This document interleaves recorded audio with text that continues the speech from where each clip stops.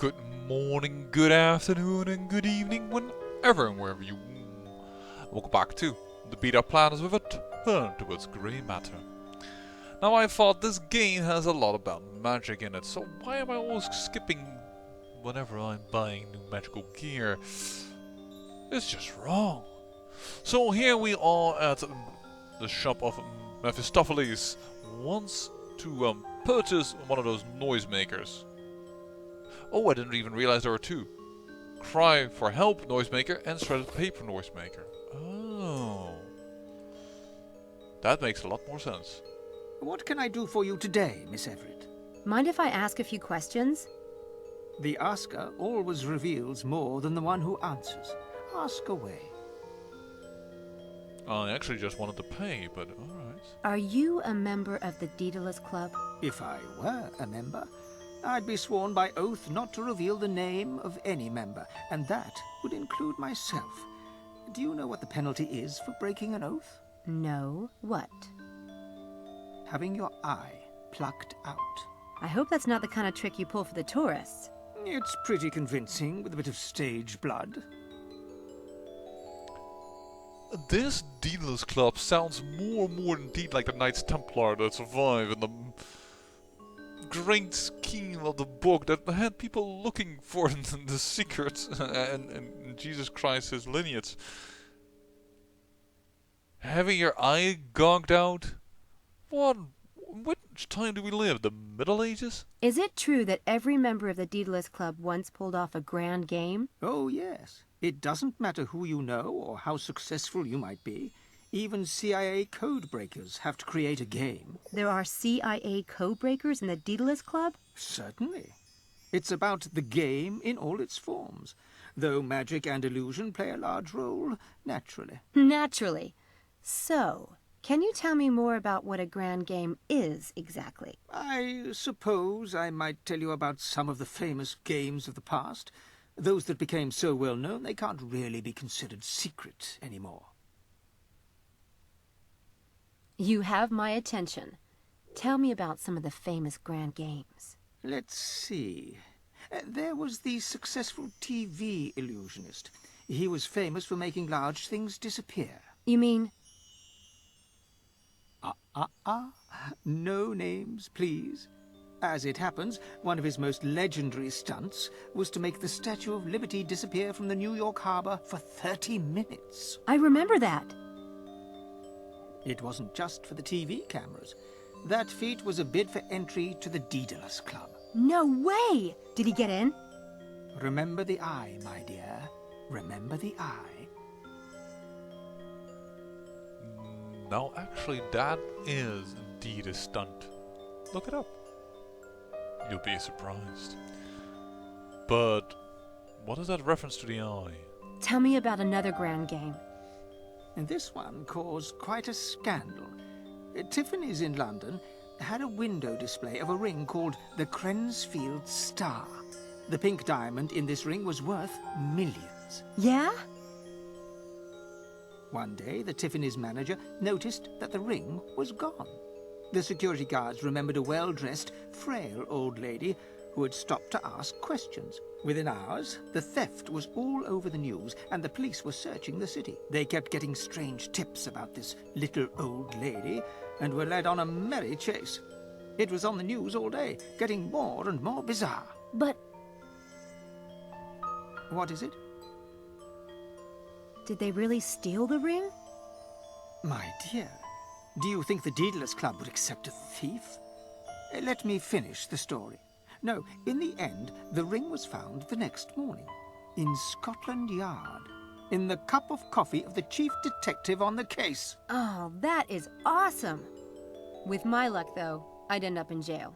There's always risk in a great game. Managing it is the sign of a master, but it's not a stunt I would recommend to you, no. If this is what is required to enter Daedalus Club, I have the feeling she would never be able to pull it off. Any more grand games you can tell me about?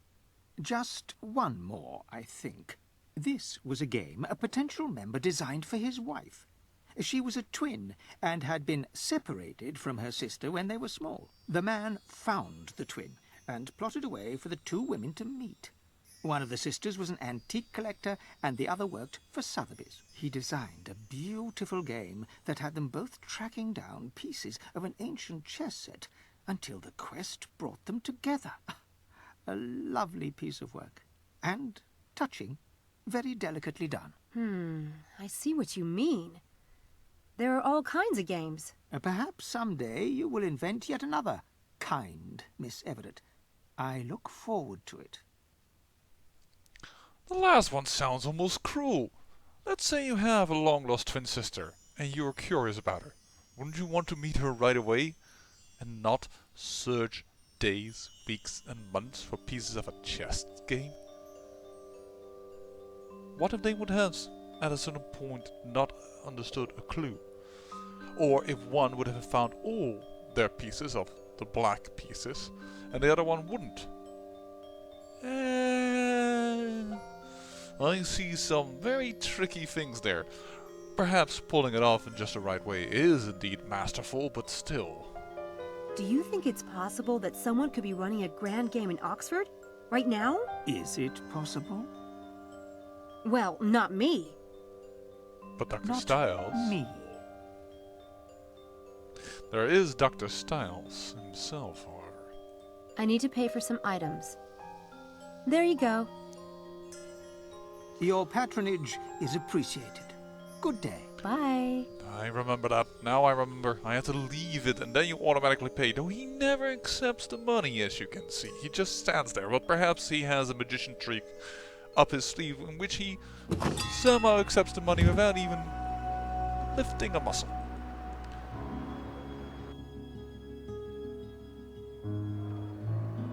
Now we still have to use the phone booth, but right now we are on a different mission.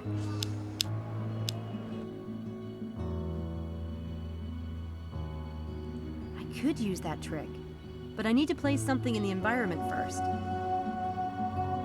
Do you? Hold on.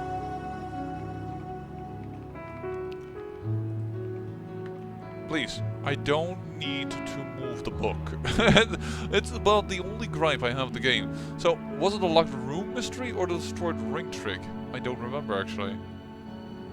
I think in the end we used the locked room trick that she said was going to work. Remote control noisemaker into a piece of toilet paper and shove it under a door.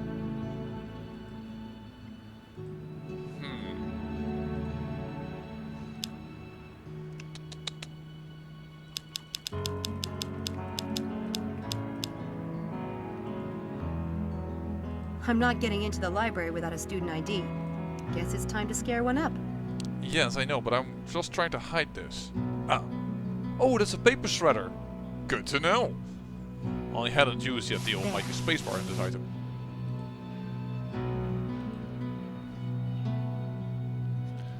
Alright.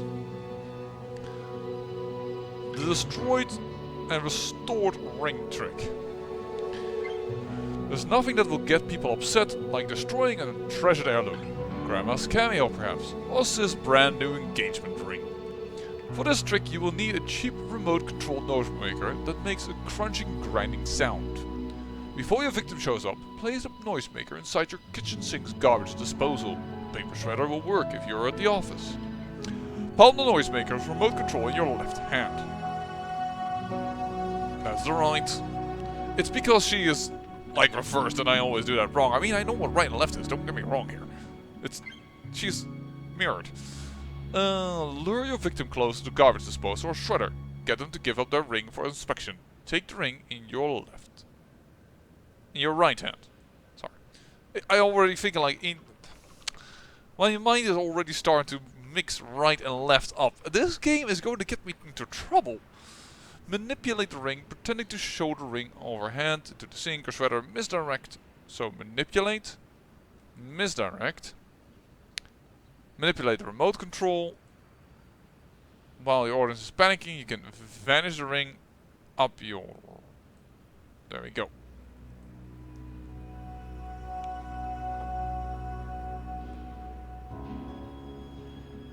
Helena! Helena! Shh, it's a library. Hey, What?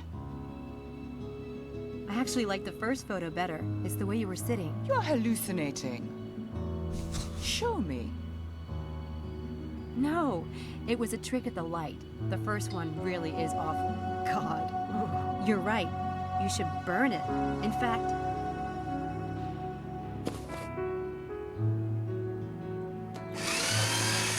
Why did you do that? you said you were gonna burn it. I'm sorry. Did you want it? So kind of you to spare me all that tedious labor. God, you're a freak. And I thought I was bad. Right. That will have to do for now. Luckily, the library card reader doesn't care what the photo looks like. No, but somebody will definitely notice. And also, she's already logged in. Does that actually allow for it at all? Well, we're in. Probably some famous graduates. If I had to search through all this, I'd never see daylight again.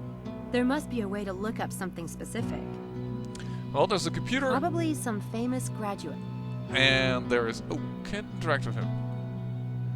Thank God Helena is the vainest creature on the planet. That's all I've got to say.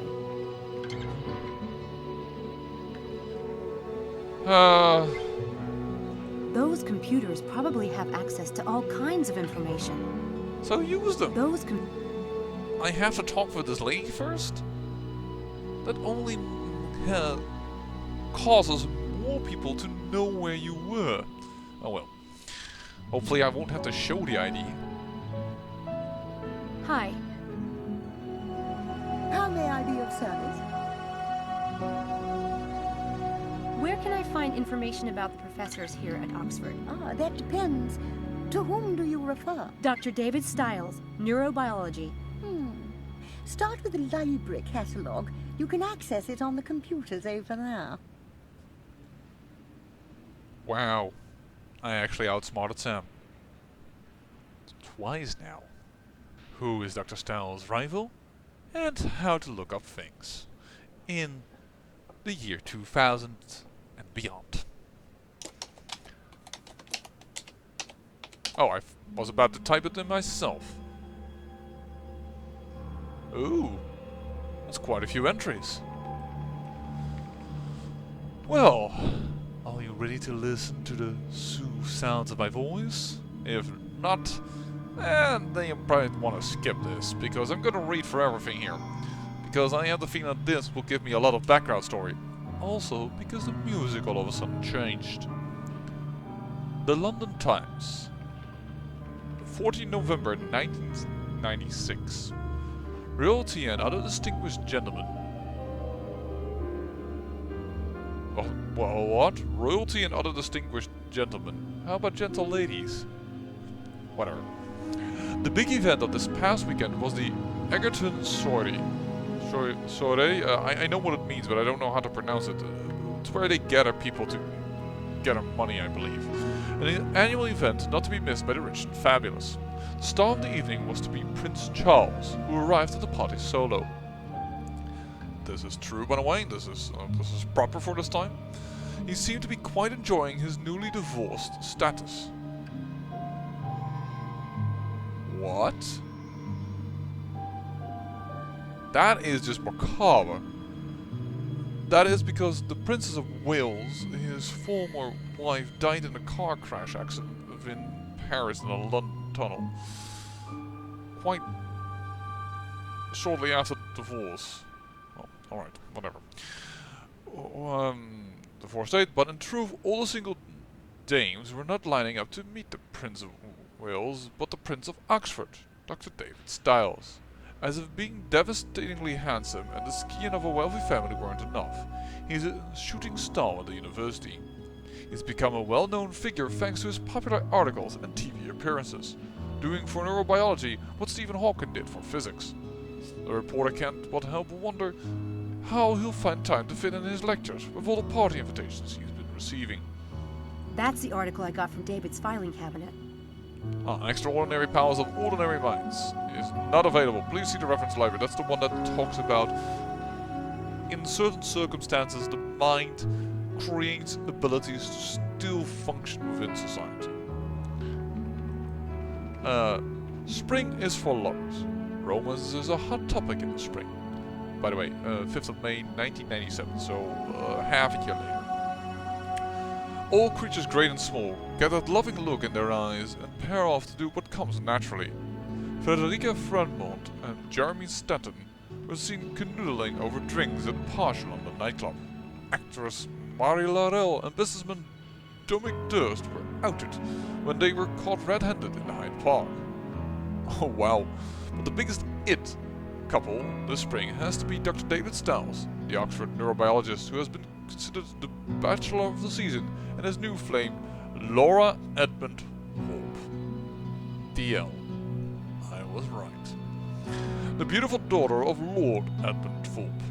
The pair has been inseparable since meeting at a New Year's Eve celebration, and they don't seem to care who knows it. Aye, young love. I am reading here such a trashy article. 18th of May, only a few days later. Styles, Hopkins, tops in student poll. This year's Oxford Students' Choice Poll ranked Christchurch and Queen's as the favourite colleges among Oxford students. Favourite local restaurants were the Stew-Pot on St Giles. Fitzgerald wants the best Oxford pub, smoking the nearest competitors by 10 to 1. Among professors, Felix Hopkins, who teaches medieval history at Queen's. That would be a nice subject indeed. I'm a bit of a history fanatic, but it is more of a hobby.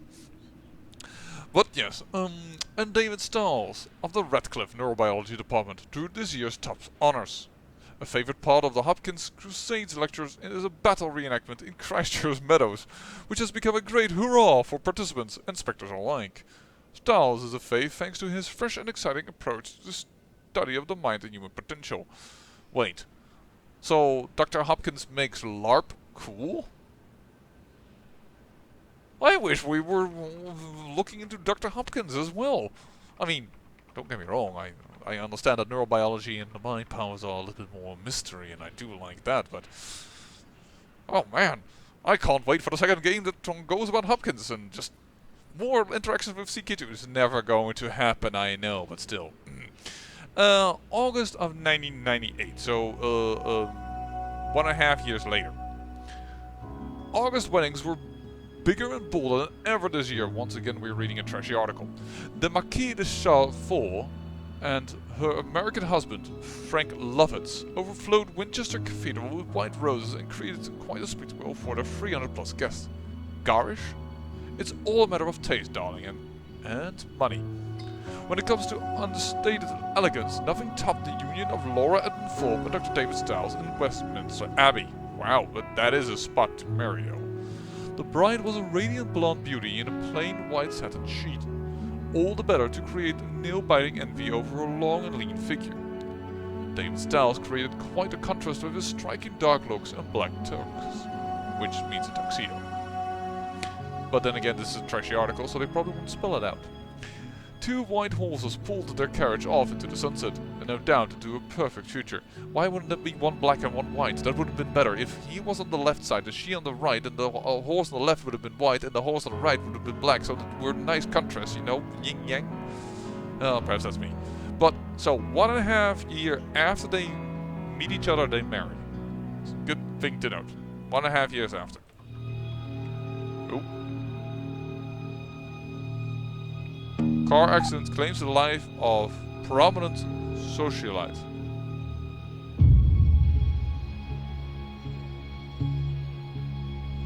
Whoa, that car. Dr. David Stiles and his wife Laura Edmundthorpe Stiles left a fundraising dinner in Oxford last evening and were driving home when their car was hit broadside. According to eyewitnesses, the second vehicle was hurtling down a crossroad at a tremendous speed. It ran a give way sign and plunged into. Laura Stiles was pronounced dead on the scene, and David Stiles was rushed.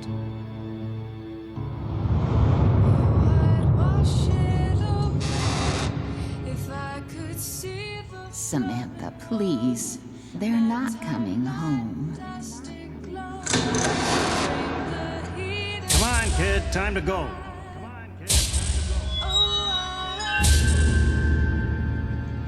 If you're step me, if you smirked, refuse to share your sad when you in that day.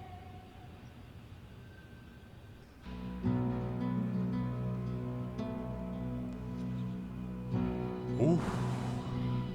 I already surmised from the very first video that most likely Sam's parents were dead because of the photo. Apparently that was true. That was quite a bit of a shocker there. Well done. Well done. Car accident claims the life of prominent socialite. Oh, I find this police line a little too close for comfort, but alright. Dr. David Stiles and his wife, Laura Edmund Forbes Stiles, left a fundraising dinner in Oxford last evening and were driving home when their Bentley was hit broadside at a junction. According to eyewitnesses, the second vehicle was hurtling down the road at tremendous speed. It plunged into the Stiles vehicle as it was going through the junction. David Stiles, who was at the wheel, was thrown from the car on impact. Laura Stiles was trapped in her seat as the car was consumed in flames. Laura Stiles was pronounced dead on the scene, and David Stiles was rushed to the accident emergency facility at John Radcliffe Hospital, where he is reported to be in stable condition. Nothing about the second. Where is an article that talks about the other vehicle? That is what interests me. Also, don't worry. I mean, with such impacts, people tend to unfortunately die instantly. Certainly, if she was crushed between the seat of the car and the rest, I don't think she burned alive. For anyone that was wondering, and otherwise, that's what I'm going to say.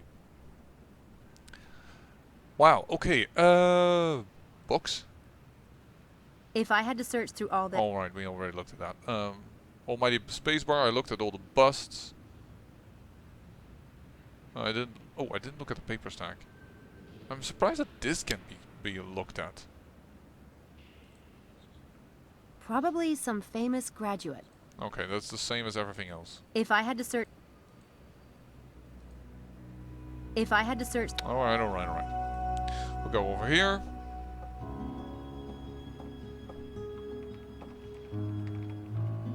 Stacks of blank paper. I don't need any right now, but it's nice to know Oxford is generous with office supplies. Yes. Because that's what we definitely need. Okay, so we only have to do the dataless foam thing? And the Red Hill house is for some reason silver. Everything else is grayed out, so we completed it. I first want to go to Dread Hill House because last episode... Sorry. It really is a beautiful house. Nice to have a place to come home to. That is a new thing she said. The fact of the matter is that the last chapter we weren't able to get everything. We didn't gain... we didn't see everything, and I want to try and do that for you, my watchers. You know, let's go to the picture of that. We can look in the office, perhaps. But now that we know that it's Laura and Forbes... Nice couple. They look happy. Annoyingly perfect, maybe, but happy. Which still sounds jealous, and she doesn't react to it, alright. It's the same as she did before. It's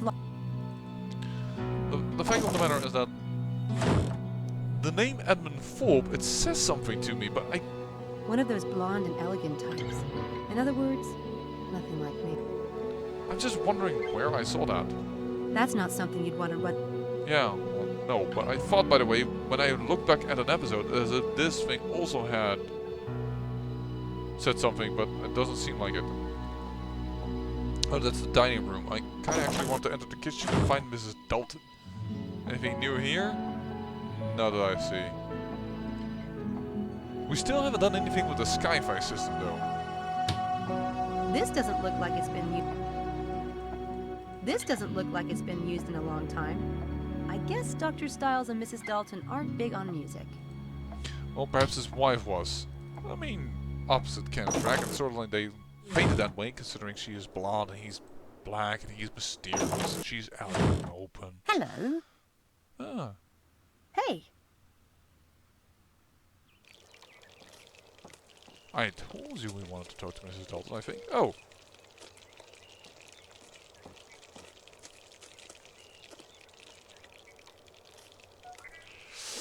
She said we shouldn't talk about it in the house, but alright. Here goes nothing. I just found out what happened to Laura. Everyone knows about the tragedy. Well, I'm new to Oxford, and I didn't know. I'm really sorry. You didn't ask him, did you? I hope to heaven, Samantha, that you weren't asking them painful questions. No. Well, don't. Poor man doesn't need to be reminded. Not that he isn't every day of his blinking life. But he can't stand people talking about it. That's why he won't let anyone come over here. But this house is full of reminders. Laura's pictures are everywhere. Even that calendar is still set to 2002. He won't let me change any of it. I get it. He wants to be reminded of her, for his own self. But he can't bear to hear other people talk about it, because there's no way they can possibly understand. And anything they say just seems idiotic. Maybe that's right, I don't know. In any case, I thank you to avoid the subject with him completely. Doesn't he have enough troubles on his mind already? I bet you, right here, right now, we're going to talk to Dr. Stiles about the subject, one way or another. And depending on what type of stories the writers of the makers of this game prefer, Sam will make him open up. Or they will at least will understand each other and be friends for life. One way or the other. Or perhaps even romantic, but that doesn't seem the type of game for it. I think we've exhausted everything else here. We've at least talked to Mrs. Dalton. Which means we've done some part of the Grace stuff, the silver stuff. I want to go one more time into the basement of the hole. I want to see... We've never been able to go into this lab, right? The private lab. I doubt we can now, but... No, because there's no changeover, no... Normally when you double click and there's a certain amount of waiting, it automatically goes already towards that area, which, by the way, I like that function. Like this. So, nothing there else to do. I think I've exhausted here everything. But to be sure of that, we need to go... Map? No, it's still silver. It's still silver. Is there anything outside here?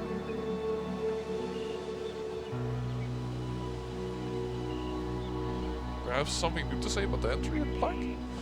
Perhaps we need to go to Houdini. I mean... I don't know if we gave him some new food. From what Mrs. Dalton said, Stiles decided to retire and close the clinic. Maybe he couldn't find enough abnormal types. Well, at least that's something new, she said. Being a bit of a completionist here.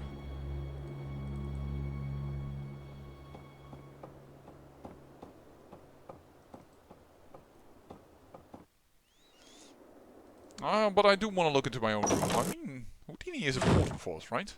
Even if he gets way too small a cage. Houdini sure is digging this room. He looks happy. In that small of a cage, I can't imagine he's happy. I really can't. I'm so sorry, but I can't. Hey! We placed a photo of our parents on our still. On our... Mom and Dad. It's the only picture I have with me. There is definitely some change in this room. I'm glad I came back.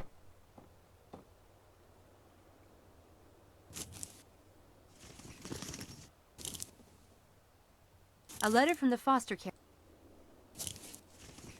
We probably don't need the other two items either. I put up with an awful lot to keep that bed. I'm so over sleeping on the ground or in cars. Yes, but you won't take a piece of pizza when it's available. Seems you have Houdini must have mistaken this plant for a really large salad. Well, who can blame him? Salad and plants are kind of the same. My window overlooks trees at the side of the house. I could climb down if ever I need to escape in a hurry. Well, good that we have that information now, should it ever come up. Hey! The water pitcher. I don't need a drink right now. It's interesting enough that it's possible though. Or is that still because of what was possible with Houdini? Don't know. I guess then we now know who the enemy is. Let's look at our completion list. The Mysterious Dr. Styles, done. Sam plays lab assistant, done. Sam gets carded. Oh, that's the idea one. We still need a little bit of bonus, but not a lot. And then there's Betrayer's Prize. So I guess again are going to focus on the Deedless Club, and then we'll miss out on a little bit of bonus. That is my thinking right here. Now the question is, how do I figure out the phone number? I also... Hold on, there are like 5 images over here. Car, axe, telephone booth, flower and bone. The phone booth isn't particularly needed because you already have bone minus B is against phone, so Carfax Tower phone. I'm just gonna try this here. Car, axe, flower, bone, and booth. That's what I'm going to say as other numbers. I'm going to try that once. If that is a failure, then it's a failure. And we'll come back to it in the next episode. But I feel myself being smart. I feel myself as this could be it. This might be the right thing to do. So, let's see if I'm gonna walk away from this episode feeling more smug and smart, or if I'm going to feel like an idiot. So, car, axe, flower, bone, booth. Hello? Hi, is this the Deedless Club? Who? You've got the wrong number, sweetheart.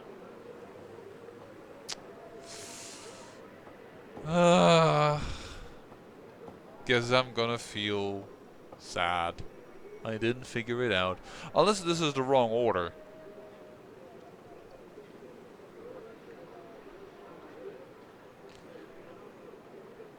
One more try. Car, axe, booth then first, booth, then flower, then bone. The problem with this all is that it are very much the same keys. That's not right. Interesting enough that we do get a right one first. That someone at least picked up. Or perhaps we need to call something on here. Coins and cards.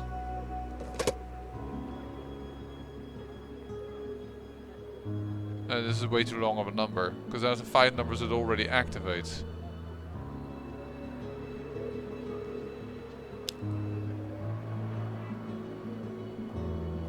I mean, car, axe, flower, and...